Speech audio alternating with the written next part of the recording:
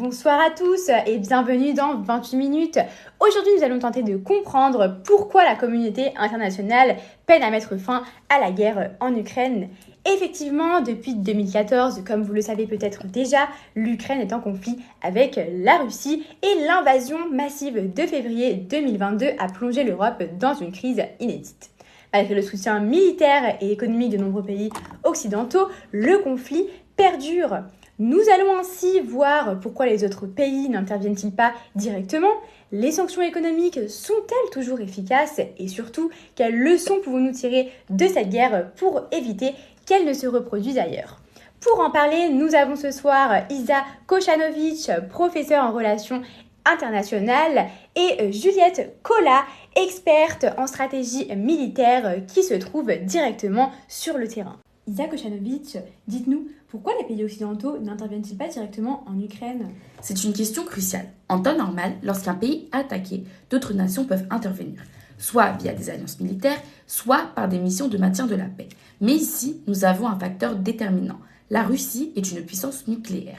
Si un pays comme la France ou les États-Unis envoyaient des troupes pour combattre directement l'armée russe, cela risquerait d'entraîner une escalade incontrôlable jusqu'à un conflit nucléaire.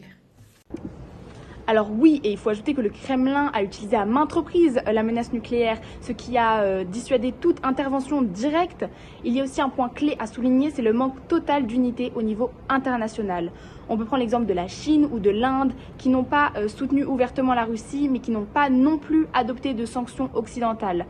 On retrouve aussi d'autres pays, en Afrique ou au Moyen-Orient, qui eux ne cherchent pas à prendre position parce que souvent ils dépendent en fait des ressources russes comme les céréales ou encore le gaz. Face à cette impossibilité d'intervention militaire directe, les pays occidentaux ont choisi une autre méthode, les sanctions économiques. Mais sont-elles vraiment efficaces ?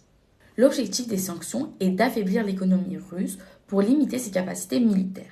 La Russie a été coupée de certaines transactions financières internationales et l'Europe a réduit ses importations de gaz et de pétrole russe. Mais ces sanctions ont des limites. D'abord, la Russie a trouvé d'autres acheteurs, notamment la Chine et l'Inde. Ensuite, certaines sanctions ont eu des effets négatifs sur les pays occidentaux, notamment avec la hausse des prix de l'énergie en Europe. Et surtout, elles ne suffisent pas à stopper la guerre. La Russie a renforcé son budget militaire et a mobilisé beaucoup plus de soldats. Moscou vise une stratégie de guerre d'usure, misant sur le fait que l'Ukraine et ses soutiens pourraient s'essouffler. Alors, dites-nous donc, cette guerre a-t-elle changé la manière dont l'Europe envisage sa défense ?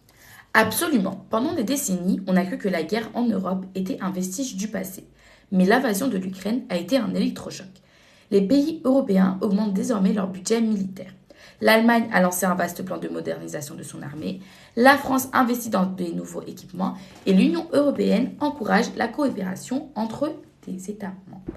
Et l'OTAN a retrouvé une place centrale. Avant la guerre, certains estimaient que l'Alliance Atlantique était devenue obsolète. Mais aujourd'hui, regardez, des pays comme la Finlande ou encore la Suède ont décidé d'y adhérer pour se protéger. Cette guerre, en fait, montre l'importance de l'anticipation, que si l'Occident avait mieux compris les intentions de la Russie dès 2014, alors peut-être aurait-il pu être possible, en fait, de renforcer l'Ukraine pour éviter une invasion à grande échelle. Nous arrivons donc à la fin de cette émission. Cette guerre en Ukraine est donc un conflit complexe et difficile à résoudre. L'Occident soutient l'Ukraine, mais la menace d'une escalade nucléaire empêche toute intervention directe.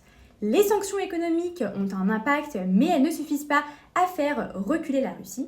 Ce conflit a toutefois poussé l'Europe et l'OTAN à renforcer leur défense et à repenser leur sécurité. Il souligne aussi l'importance d'anticiper les tensions géopolitiques pour éviter d'autres guerres à l'avenir. Reste une question essentielle, la paix pourra-t-elle être obtenue sans que l'Ukraine ne perde une partie de son territoire ? Merci à Isa Kocanovic et Juliette Kola pour leurs éclairages et merci de nous avoir suivis. À bientôt sur notre antenne.